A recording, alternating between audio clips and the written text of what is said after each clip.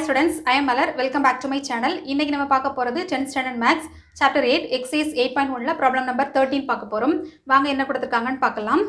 50 மாணவர்கள் 100 மீட்டர் தூரத்தை கடக்க எடுத்துக்கொண்ட கால அளவுகள் கீழே கொடுக்கப்பட்டுள்ளன. அவற்றின் திட்ட விளக்கம் காண்க. இங்கிலீஷ்ல பார்த்துடலாம். The time taken by 50 students to complete a 100 meter race are given below. Find its standard deviation. சரியாமா? ஓகே.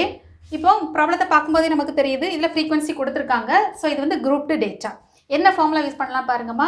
நமக்கு டிஃபரன்ஸ் வந்து ஈவனாக இருக்குது. 8.5லேருந்து 9.5 டிஃபரன்ஸ் வந்து நமக்கு 1 கிடச்சிருக்கு. அடுத்து 9.5லேருந்து 10.5 அது ஒரு 1. ஸோ ஈவனாக இருக்கிறதுனால நமக்கு குரூப்டு டேட்டாவில் that's step deviation method follow பண்ணலாம். சரியாம்மா? ஃபார்முலா என்னது? குரூப்டு டேட்டா அதில் வந்து 4th ஃபார்முலா. சரியாம்மா? Step deviation method. Step deviation method தமிழ்லன்னா தொகுக்கப்பட்ட தரவில் ஊக சராசரி படி விளக்க முறை. அந்த ஃபார்முலா யூஸ் பண்ணலாம். ஓகே, கிவன் டேட்டா நம்ம வேர்ட்டிக்கலாக எழுதிக்கலாம். டைம் டேக்கன் இல்லையாம்மா 8.5லேருந்து 9.5 இந்த மாதிரி டேட்டா கொடுத்துருந்தாங்கன்னா என்ன அர்த்தம்னா கண்டினியூஸ் டேட்டா, தொடர்ச்சியான தரவு. அதாவது 8.5லேருந்து 9.5. ஸோ இந்த டேட்டாவை நம்ம சிங்கிளாக சேஞ்ச் பண்ண போகிறோம். அதுக்கு தான் இந்த ஸ்டெப்பு.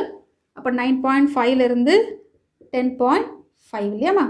அடுத்து 10.5லேருந்து 11.5, அடுத்து 11.5லேருந்து 12.5, நெக்ஸ்ட்டு 12.5லேருந்து 13.5. சரியாம்மா?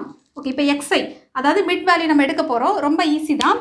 8.5க்கு 9.5க்குள்ள டிஃப்ரென்ஸ் என்னம்மா 1. அப்போ 1ல் பாதி என்னது 0.5. அப்போது ஃபஸ்ட்டு நம்பர் கூட 0.5 ஆட் பண்ணால் போதும். அப்போ 8.5 + 0.5னா நமக்கு 9. அதேமாதிரி 9.5 + 0.5னா 10.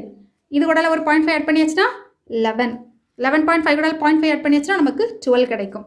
12.5ல் 0.5 ஆட் பண்ணியாச்சுன்னா நமக்கு 13 கிடைக்கும். எஃப்ஐங்கிறது நமக்கு ப்ராப்ளத்தில் கொடுத்துருக்காங்க. 6, 8, 17, 10, 9. டிஏங்கிறது என்னம்மா? இது வந்து அசியூம்டு மீன். நம்ம அசியூம்டாக நம்ம எடுக்க போகிறோம். ஏன்னா இந்த டேட்டாவை நம்ம இன்னும் கொஞ்சம் சின்ன நம்பர் ஆக்க போகிறோம். அப்புறமா என்ன நம்பர் எடுக்கலாம்? இதில் வந்து மிடில் வந்து நமக்கு 11 இல்லையாம்மா. அப்போ நம்ம 11 எடுக்கலாம். ஓகே, இப்போ நமக்கு இந்த இடத்துல எழுதிடலாம் A = 11. இதில் A = 11 எழுதிக்கும். சரியாம்மா? அப்போ நம்ம ஒவ்வொரு நம்பர் கூட 11 சப்ராக்ட் பண்ணும்போது என்ன கிடைக்கும்? 9 - 11னா 2, -1 இங்கே 0, இங்கே 1, இங்கே 2. சரியாம்மா? ஓகே, டிஐ மைனஸ் அதாவது இதை இன்னும் கொஞ்சம் நம்ம சிம்பிளிஃபை ஆக்க போகிறோம். அப்போ சிங்கிறது என்னம்மா? C = நமக்கு 1. கரெக்டாக? ஒவ்வொரு நம்பருக்கு எல்லாம் டிஃப்ரெண்ட் என்னமா? 9லேருந்து 10 1, 10லேருந்து 11 1. ஸோ ஒவ்வொன்றுக்கு டிஃப்ரெண்ட் வந்து 1. ஸோ 1ஆல் நம்ம டிவைட் பண்ண போகிறோம். 1ஆல் டிவைட் பண்ணாலும் அதே நம்பர் தான் வரும். ஸோ அப்படி இருக்கட்டு. கான்செப்ட் தெரியணும் இல்லையா, அதுக்காக தான். ஓகே, இப்போ நம்ம FI × DI, இந்த டிஐயும் இந்த எஃப்ஐயும் நம்ம மல்டிப்ளை பண்ண போகிறோம்.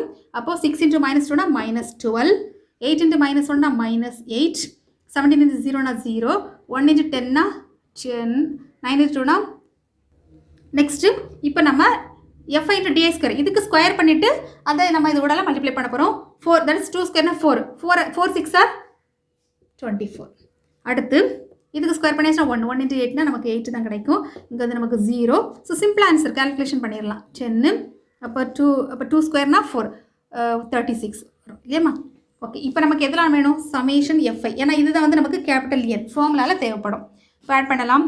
9, 10, 16, 16, 8, 18, 20, 24, 30. 30க்கு 0, 3, 4, 5, 50 கிடச்சிருக்குமா. நமக்கு இதுவும் தேவையில்லையா? சமேஷன் FI × DI ஆட் பண்ணும்போது இது நமக்கு கொஞ்சம் கேர்ஃபுல்லாக பண்ணணும். எப்பவுமே நான் பண்ணுற மிஸ்டேக் மைனஸை கவனிக்க மாட்டேன். அதனால் நீங்கள் அந்த மிஸ்டேக் பண்ணாதீங்க. அப்போ -20 இது நம்ம ஆட் பண்ணும்போது 28 இல்லையாம்மா. அப்போ நமக்கு சப்ராக்ட் பண்ணியாச்சுன்னா நமக்கு 8 கிடைக்கும். 8. Next summation FI × DI square எவ்வளோ கிடைக்கும்? ஆட் பண்ணலாமா? 10, 12, 18க்கு 8, மீது 1, 4, 5, 6, 7. கரெக்டாமா?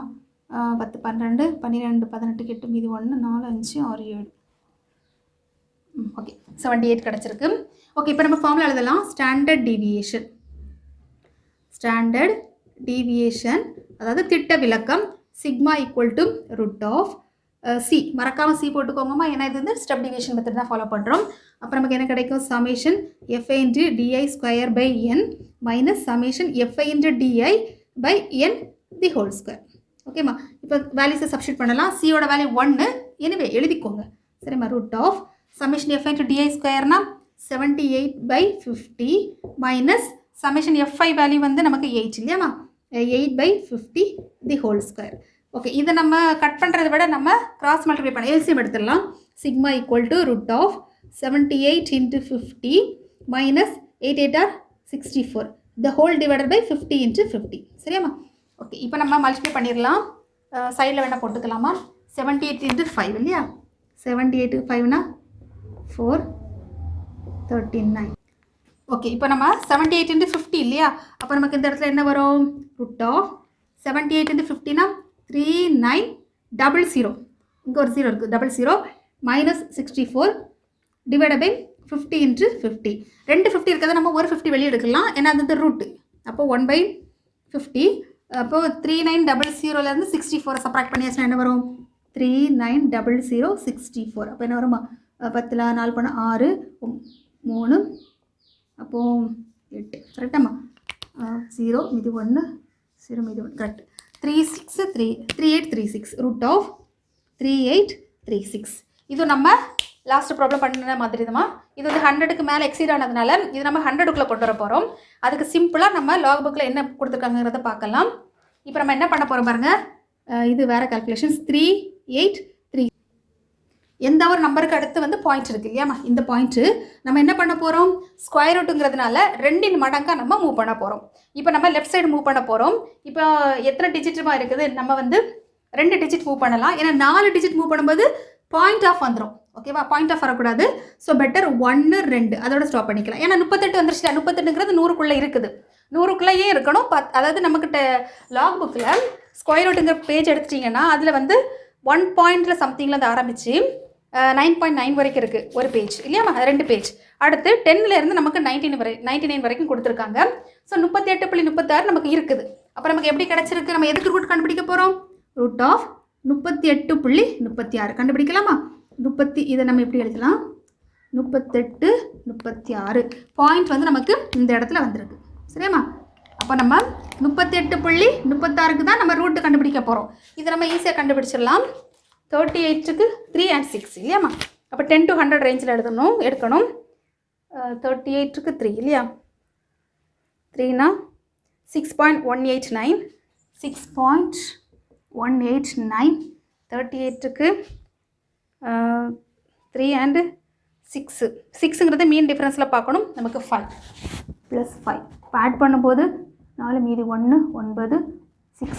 ஓகே, அப்போது 6.189 இல்லையா? நமக்கு ஆன்சர் என்ன கிடச்சிருக்கு? 6. இதுக்கு நமக்கு ஆன்சர் நம்ம எழுதலாம் 6.194 இல்லையா? இப்போ நம்ம இதுக்கு ஆக்சுவலாக நமக்கு இது ஆன்சர் கிடையாது. நமக்கு எது வேணும்? 38 36 இல்லையா? அப்படின்னா இங்கே இருக்கக்கூடிய பாயிண்ட் வந்து ஒரு பாயிண்ட். எதுக்கு ஒரு பாயிண்ட் அங்கே மூவ் ஆகுதுன்னா நம்ம வந்து இதுக்கு இந்த ஸ்டெப்பில் நம்ம 2 பாயிண்ட் வந்து பேக் ப்ரீவியஸாக எடுத்தோம் இல்லையா? அப்போது 2 பாயிண்ட்டுக்கு 1 எடுக்கணும். அதாவது ஸ்கொயர் ரூட்டு. ஸோ நமக்கு ஆன்சர் என்னமா வரும்? 61. டிஃப்ரென்ஸ் தெரிய வேண்டி போடுறேன். 61.94. ஓகேவா? அப்போ நமக்கு இதில் ஆன்சர் எழுதிடலாம். இதுக்கு நமக்கு ஆன்சர் என்ன வரும்? 61.94 டிவைடட் பை.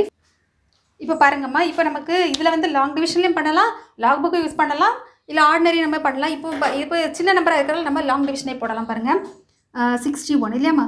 அப்போ நமக்கு இப்படி போட்டுக்கலாம் 61.94 இல்லையா? 50ங்கிறதால நம்ம ஈஸியாக பண்ணிடலாம். 61ல் 50 வந்து நமக்கு 1 டைம் இருக்குது. ஸோ 1 அப்போ 50 வரும். ரிமைனிங் என்ன இருக்குது? 50 61. அப்போ நமக்கு 11 வரும். 11ல் அடங்காது. ஸோ ஒரு பாயிண்ட் வச்சுக்கலாம்.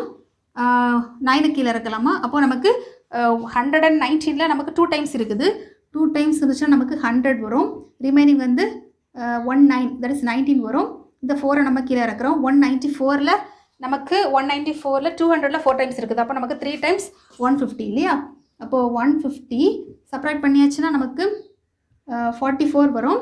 மறுபடியும் நமக்கு ஒரு 0 போட்டாச்சுன்னா 400ல் நமக்கு 100ல் 2 டைம்ஸ் இருக்குது. அப்போ 8 தான் வரும் இல்லையாம்மா? 8 பாயிண்ட் போயிட்டே இருக்கும். நம்ம அப்படியே ஸ்டாப் பண்ணிக்கலாம். ஆன்சர் எழுதலாம் பாருங்கள். Sigma equal to the 1.238.